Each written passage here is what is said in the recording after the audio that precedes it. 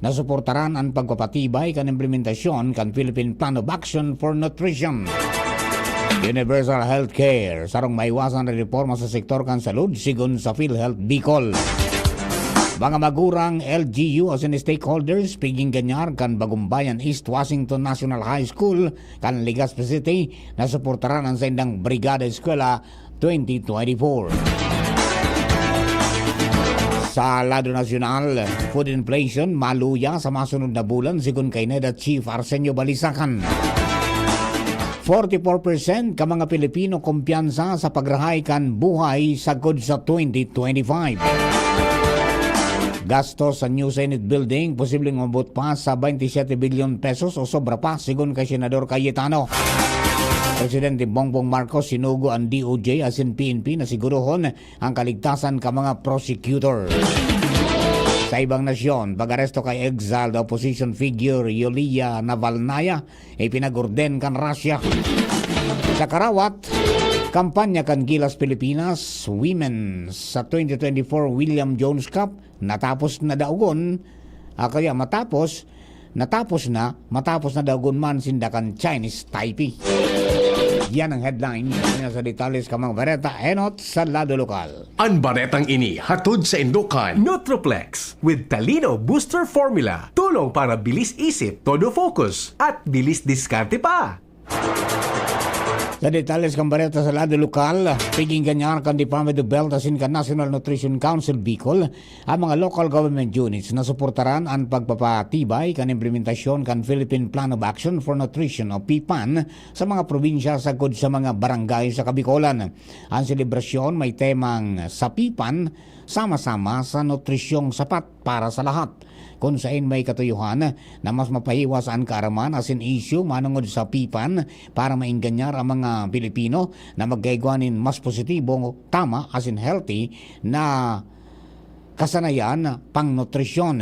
Base sa resulta kan 2023 Operation Timbang Plus sa Riyong Bicol, 10.5% kan edad 0 hanggang 50 bulan iyon bansot o stunting, 2.4% ang kulang sa timbang base sa langkaw o wasting, 5.6% kulang sa timbang as in 2.73% naman ang obese o sobrang taba.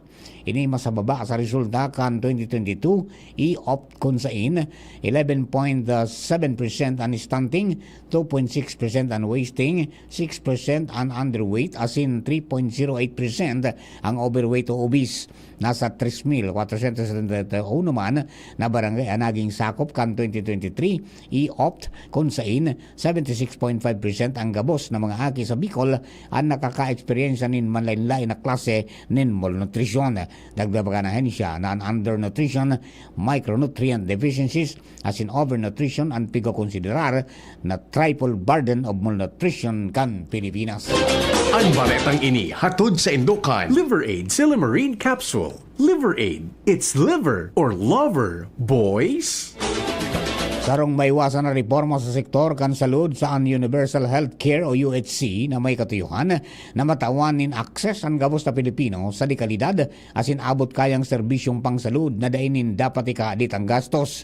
Sa programang Alagang PhilHealth sa DCGB, pigpaliwanag ni PhilHealth Bicol Public Affairs Unit Head Larry Ilagan na taon 2019 kampunan ang kampanya kan PhilHealth para sa UHC kung saan gabos na Pilipino dapat maging miyembro kan PhilHealth para kapag nangaipon ng insurance makagagamit asin matatabangan kan ahensya.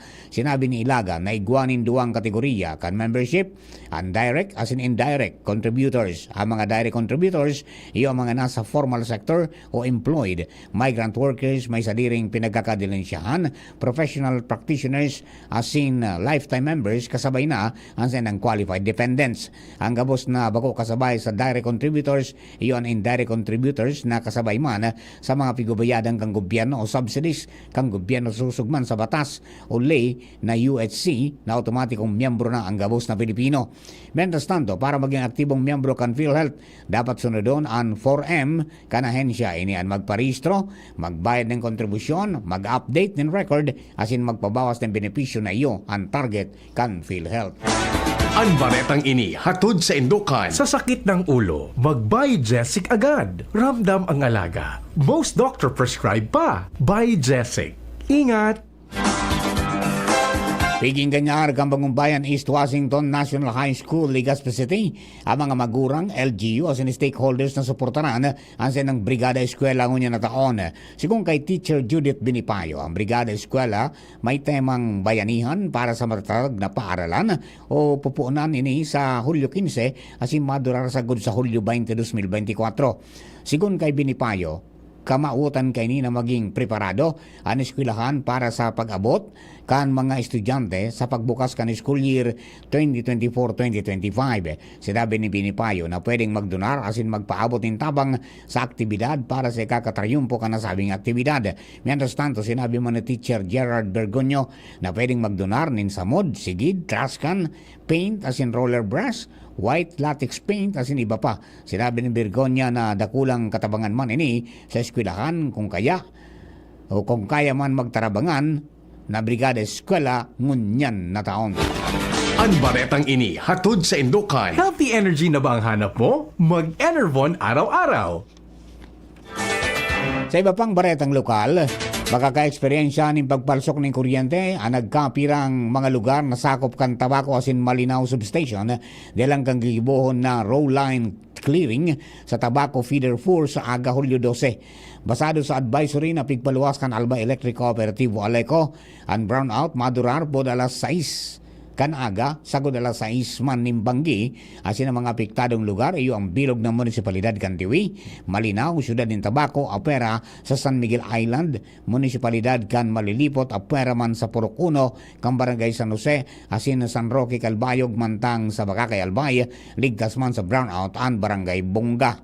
Mientras tanto, sa Hulyo 13, apektado man kan brownout pon alas 6 nin aga sagkod alas 6 sa Banggi, ang bilog na munisipalidad kan Pulangi, Libon at sa iba pang barangay na sakop kan Pulangi Substation dalang kan massive line clearing activity nagigibon ka National Grid Corporation of the Philippines o NGCP sa Pulangi Feeder 2. Sa siyudad ng Ligaw, apektado man ang Barangay Binatawgan, Barangay Gilid, Barangay Mahaba, ang poblasyon sa Barangay Santa Cruz, Barangay Bagumbayan, Barangay Katburawan, Barangay Kabarian, asin ang Barangay Maunon, mantang sa Munisipalidad Kanuwas, Albay, apektado man ang Barangay Kalsada, Bagumbayan, Mapurong, Bagsa, San Agustin, Tabog, San Ramon, Matambo, Ilaor Sur, Ilaor Norte, Obaliw, Rinas, Talungog, Mayao, Bunguran, Iraya Norte, Iraya Sur, Rizal, Busak, Saban, Manga, Sentro, Poblasyon, Maramba, Naagas, Tapel, Kagmanaba, Badian, asinan Barangay, Bugtong. Ang baretang ini hatod sa Indokan. Unilab, yan ang alagang Unilab. Hinagad ni Albay PNP Provincial Director Police Colonel Julius San Nuevo na ipauto bilang basic requirement kan mga employer sa paghanap ng mga empleyado ang National Police Clearance. Ang pangapudan ni PD Año Nuevo sa iyang ginibo kasunod kan nagkapirang insidente na ibang mga paypaninimbagan sa ley dahilan sa nakomitir na krimen na minahali sa probinsya ng Albay pero nakakapagtrabaho pa sa ibang lugar sa paagi kan pagsalida ng pagkatawo o identity.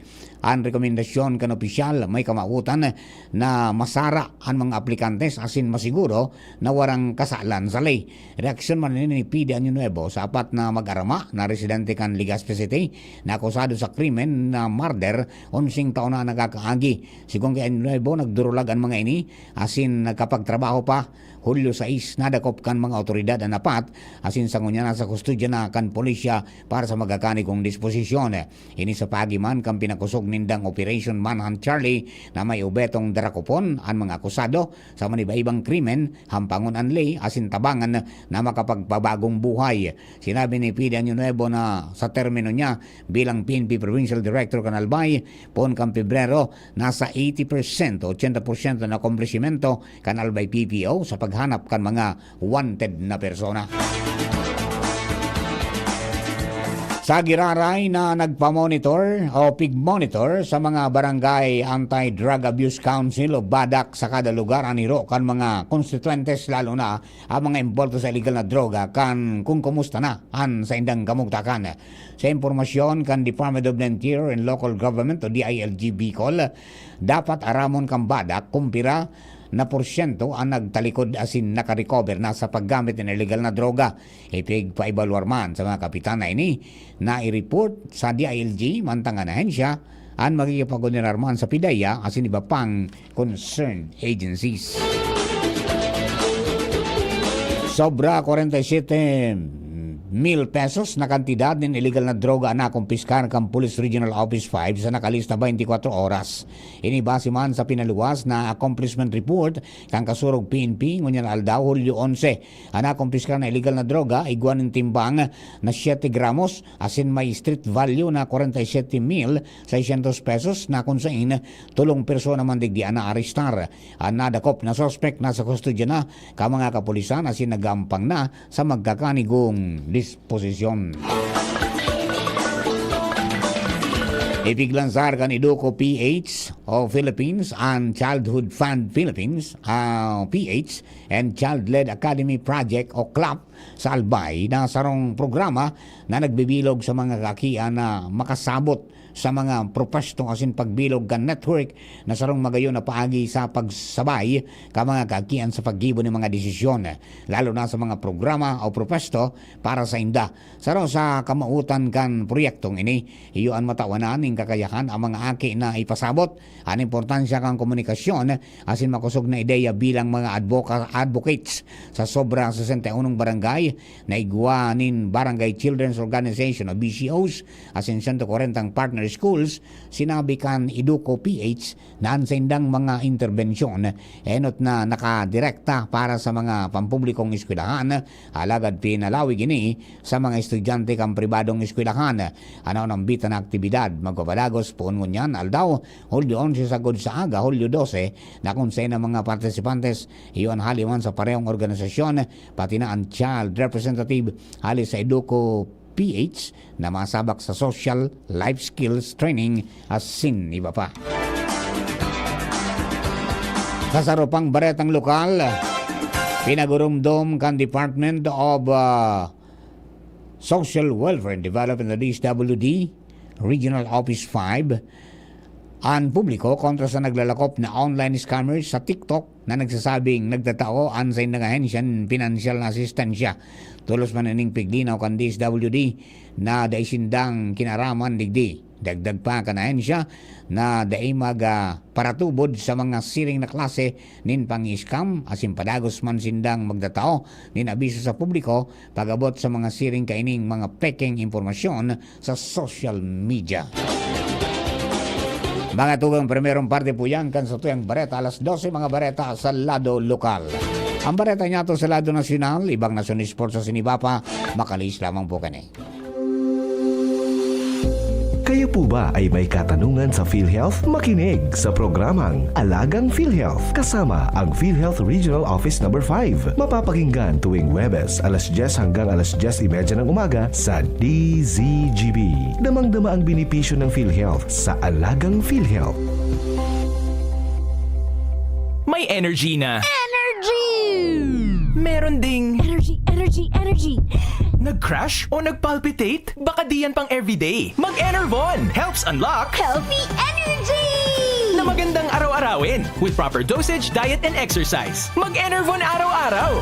Unilab yan. Multivitamins is the generic name of Enervon. If symptoms persist, consult your doctor. Kaming magtutropa, laging ganado. Sa trabaho, Ganado!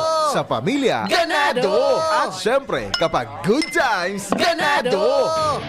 Ang mga selebrasyon kasama ang tropa, walang katulad basta may moderation, healthy lifestyle, at Liverade. Ang Liverade ay may silimarin na maaring makatulong sa kalusugan ng atay. Araw-araw kaming umiinom ng Liverade dahil kami ay Ganado sa kalusugan! Liverade, It's Liver Lover, boys! Mahalagang paalala, ang Liverade ay hindi gamot at hindi dapat gamiting paggamot sa anumang uri ng sakit. Tulong proteksyon at pampalakas sa kalusugan ng atay. Liverade Silimarin Capsule. Mabibili sa mga leading drugstores nationwide. Camille Prats Yambaw po. Yan sila Nala at Nolan. Nagkakatuwaan. Mommy, wala na ko ubo.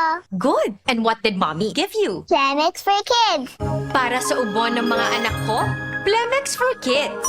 Gawa sa natural na halamang lagundi. Tinutunaw at pinalalabas ang plema. Ginhawa sa aming pamilya. Plemex for Kids.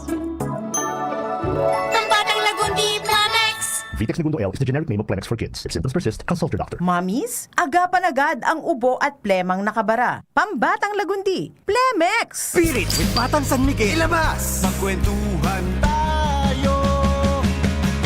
Hirit na, ilabas mo. Makikinig ako. Hirit na, ilabas ang kwento. Mag San Miguel tayo. Hirit na, ilabas mo. Ang San Miguel Philippines, sarap laging kasama. Drink responsibly. Ang San Miguel Pale Pilsen 320 ml, 40 SRP lang. Ang Grande, 105 SRP lang. Bili na! Drink responsibly. Can't achieve daily goals dahil sa paulit-ulit na hilo, lata at putla? Baka iron deficiency anemia yan. Take doctor-prescribed Hemarate FA with 60 milligrams of iron recommended for Filipinos. Per DOH AO number 2010-0010 with proper diet and exercise. Daily goals achieved with the help of Hemarate FA, the blood vitamin. Alagang Unilab yan. Iron, pyridoxine, vitamin B6, cyanocobalamin, vitamin B12, folic acid is the generic name of Hemarate FA. If symptoms persist, consult your doctor. Ubo, plemang nakabara, hirap sa paghinga. Dapat may dalang ginhawa. Kaya lagi kong bitbit, Plemex Forte Capsule. Ang Plemex Forte Capsule ay gawa sa halamang lagundi. Ginhawa sa ubo at hika. Magaan dalhin, madaling inumin. Plemex Forte Capsule. Basta lagundi, Plemex. Vitex Segundo L is the generic name of Plemex Forte. If symptoms persist, consult your doctor. Tanggal ang plema, tigil ang ubo. Maluwag ang paghinga sa Plemex Forte. Basta lagundi, Plemex! Ang Plemex Forte Lagundi Capsule ay mabibili sa pangunahing butika o drugstore na malapit sa inyo. Sa Bareta Ñato sa Lado Nacional, positibo si Socio-Economic Planning Secretary Arsenio Balisacan na hepe ka National Economic and Development Authority o NEDA na maluya sa mga masunod na bulan ng food inflation o pag-itaas kang presyo ng mga pagkaon. Sa sarong press briefing sa Malacanang kan Martes, pigpaliwanag niya na ang halangkaw na food inflation ka nakaaging bulan ni Nunyo dahilan kan tagmara na darakan El Nino, African swine fever asin paburubagong food supply sa ibang mga nasyon.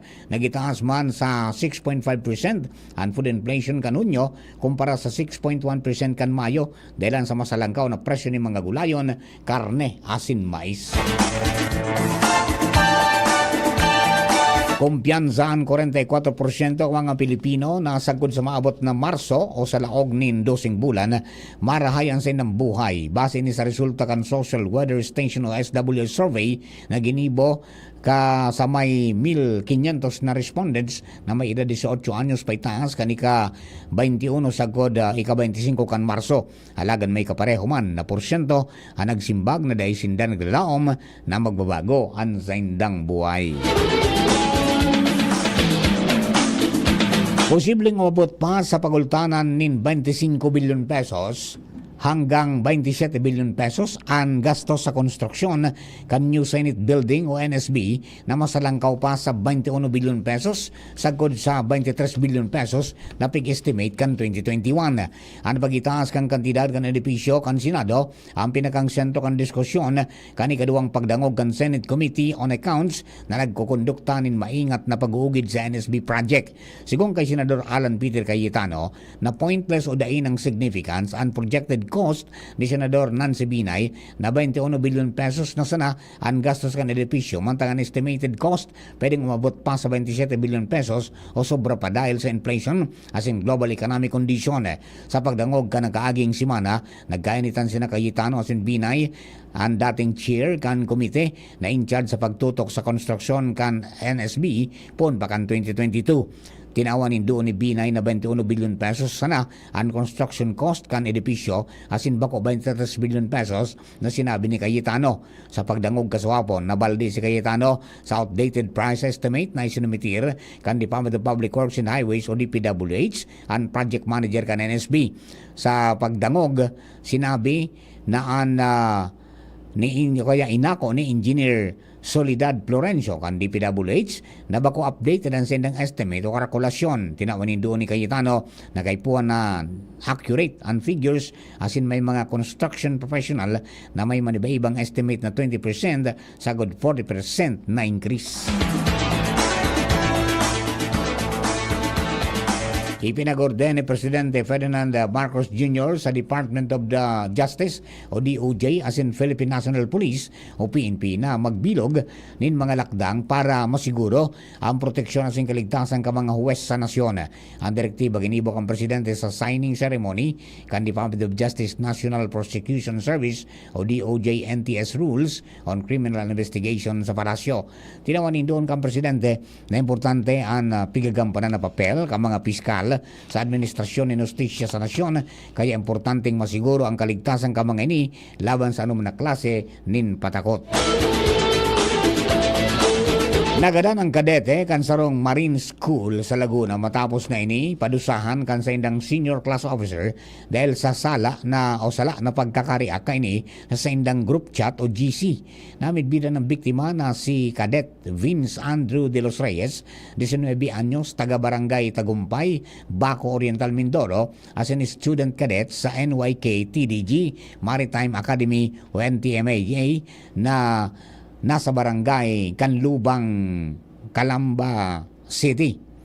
Sigon sa report kang Calamba City Police, nangyari ang insidente kan alas 5 kan Hulyo 8, alagad na i-report sana sa Polisya kan Martes na aga Hulyo 9. Base sa investigasyon, matapos magkaonin pamanggi kay banang kang biktima na patpang kaklasing kadete ang sinagpapahingalo na asendang kabin o barracks kan ipaapod ini kan sendang senior officer na sarong Nathaniel sa sayang kabin dahil sa naggibo kaining offense. Sinabi na aksidenteng nakapag-react nin thumbs up ang biktima sa sayang conversation sa messenger group chat ka mga kadete. Bilang punishment, pinagibo ng physical exercise kan suspect alagad sa kahaluyan nakamate inining kadepisilan sa paghangos sa good sa dagos ng mag-collapse. Tulos ng dinara sa infirmary asin tinawan ng CPR alagad padagos na nagraot ang kamugtakan na sinagluya na ang paghangos sa sinpulso kung kaya dinalagan na sa ospital. Pero pigdeklarar ining dead on arrival kan doktor sa Global Care Medical Center sa Kanlubang.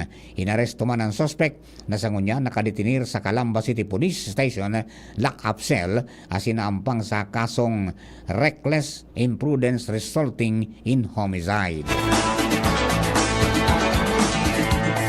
Tinawanin doon ni Presidente Ferdinand Bongbong Marcos Jr. ang importansya kan loss and damage fund sarong mekanismong pinansyal ang napigdatao kan mga developed countries sa pagresolbir ka mga problema sa kapalibutan na dara ka mga industrial activities ka mga mayayaman na nasyon. Pigpaliwanag ni PBBM na importante ang fondong ini asin ang papel na gagampanan kang Pilipinas sa administrasyon kay ini.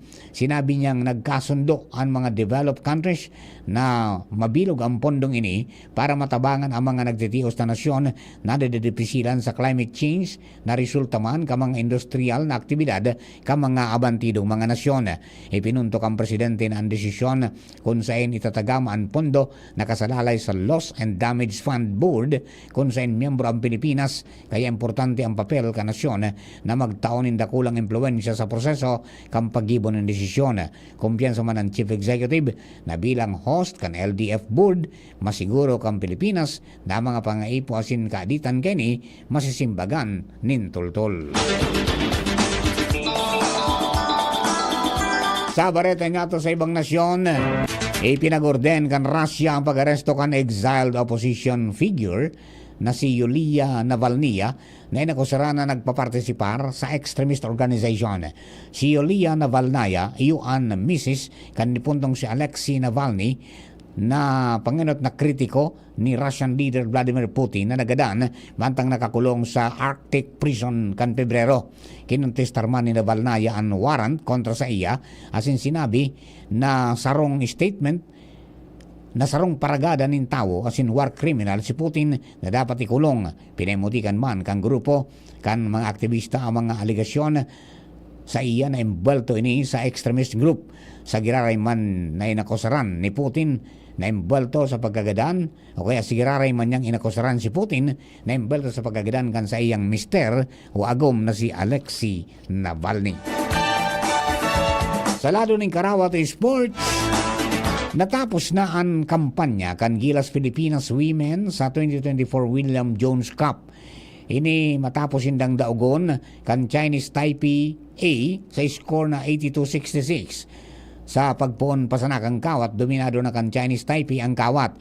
Dahilan sa pagkadaog, nasa pang-apat na pwesto na sa 6 na team na nag-entra sa torneo kung saan igwasindang 2 gana asin 3 daog. Nasayang man ang nagibong 19 points, 4 na rebounds asin 2 assist ni Naomi Panganiban, mantang igwang 12 points asin 6 na rebounds si Afril Bernardino. Sa satuyang bareta sa sensya asin teknolohiya, in ang eco-friendly bricks na pigluwas na imbensyon ka mga eksperto sa sensya asin teknolohiya na materyales para sa paggibo ni harong. Inigibo sa mga non-recyclable plastics na sigon sa sainda, mas durable, sustainable, asin eco-friendly kumpara sa tradisyonal na konkreto o simento. Sigon sa mga eksperto, ini ang pagkukonsiderar nindang building blocks of sustainable future kung sa ang mga basura ginibong harong. Istoryang naiiba. Sa satuyang espesyal na istorya, sarong 37 anyos na lalaki sa Henan Province naman sa China ang nasusugan sa iyang tunay na ina matapos ang 33 anyos o 33 na taon na pagkasiparar. Nahanap niya sa indang dating istaran sa paagi kan pagdrawing nin mapa sigon sa iyang memorya o natatandaan. Sigon sa impormasyon, 4 anyos pa sana ito si Li Jingwei kan kidnapon siya kan sa indang kataning asin dinara sa Henan Province para ipabakal sa sarong pamilya na di nagkakaigwanin aki. Sa 33 na taon na kaibanan niya ang pamilyang buminakal sa iya, naging ariglado man ang trato ka mga ini sa iya, pero dahil pa niya mahali sa isip niya ang totoo niyang pamilya. Dahil sa kadita na tiba dit na sana ang oras sa kinaban kan sa iyang tunay na magurang asin maging hudyan ang gabos bago sila magirilingan, pinirit niyang balikan ang memorya asin itsura kan pinagalian niyang lugar asin drenowing niya ini bilang sarong mapa. Pigpost niya ang mapa sa social media na naging viral asin base man sa impormasyon na nakalap niya gikan sa mga netizens, nasusog niya ang lugar. Sa tabang ka mga pulis, nasusog ang babaeng nawawaran nin aki, 33 na taon na ang nakakalihis. Tulos na pinagpairarom sa DNA test asin na kumpirmar na maginaman ang gadsinda. Dahil man sinangatan ni Lee nin kaso ang pamilyang buminakal sa iya dahil maray man ang pagpapadakula sa iya kan mga ini. Flashback. Hulyo 11 kan taon 1869 o 1869 namundag sa Polo, Bulacan ng unyan Iyunaan, Valenzuela si Pio Valenzuela, sarong Pilipinong doktor asin mayor na figura durante kan Philippine Revolution kontra sa mga mananakop na Kastila. Si Valenzuela sarong medical student sa University of Santo Tomas kan mag-entra sa sarong simana pasanang nabilog na katipunan. Sarong sekretong sosyudad na binilog asin itinindog ni Andres Bonifacio kan Hulyo 7, 1892 o 1892. Si Dr. Valenzuela man nasugo ni Bonifacio na makipag-uron kay Dr. Jose Rizal na itinapok sa dapitan sa Zamboanga manungod sa pagbilog kan katipunan asin ang planong pag-alsa kontra sa mga Kastila. Bagatugang yan ang panggabilugang sa tuyang alas 12 mga bareta. Tinipan sing kinalap sa DCGB News Base. Sa pangaran sa nakaibanan sa pagbabareta, Lado Technical, Kuya Nems Flora, DCGB Social Media Department dyan po dyan si Jerome Nico Martinez. Sa newsroom, nakatuwang ta sa pagsurat ka mga bareta, Jenny Matthew Balderan, Shara May Liron, asin man si Mary Joy Jaresco. Sa pangarang bukang bilong na tropa kan Mega Force Patrol, ako po ang sinong naging tagapagbareta, Mardila de Iba. Thank you for keeping us company. God bless the Philippines. Sa indong nadangog ang mga dalakulang bareta ngunyan na aldaw. Ang tabayan ng giraray sa aga, ang sarupang edisyon kan DCGB Bareta alas 12.